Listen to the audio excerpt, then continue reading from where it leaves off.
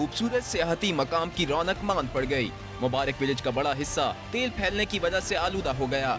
समंदर में फैले तेल से आबी हयात को खतरात लाहक हो गए हैं। महकमा माहौलियात के अफसरान के मुताबिक 300 मीटर साहिल मुतासिर हुआ है। ये सिर्फ इन पत्थरों के अलावा और इस एरिया में जो फैला हुआ है, ये 300 मीटर पे जो है मैंने मेजर भी किया और पूरा उधर से 300 मीटर इलाके को इफेक्ट किया हुआ है। इस साहिल से आबी जीवत को भी बहुत बड़ा नुकसान हुआ है और साथ में ये जो गांव है ख़ासतौर पर मुबारक विलेज, इसके लोगों की सेहतों पर भी जो है बहुत ज़्यादा इम्पैक्ट पड़ेगा, बुरा असर पड़ेगा।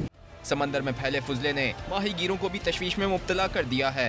ये सीज़न बहुत अहम होता है हमारे माहीगीरों के लिए, क्योंकि ये सीज़न सब मछुआरों को पता होगा कि ये सीज़न जो है अक्टूबर सितंबर, ये जो है बहुत अहम साबित होते हैं माहीगीरों के लिए। इससे लोग जमा करते हैं, इनके मैया आता है, इनमें लॉबस्टर आते हैं इस सीज़न में। तो ये सीज़न बहुत नुकसान गया, काफ़ी लोग इससे इन्हीं सीज़न में इनको फ़ायदा होता है, घर बनाते हैं अपने।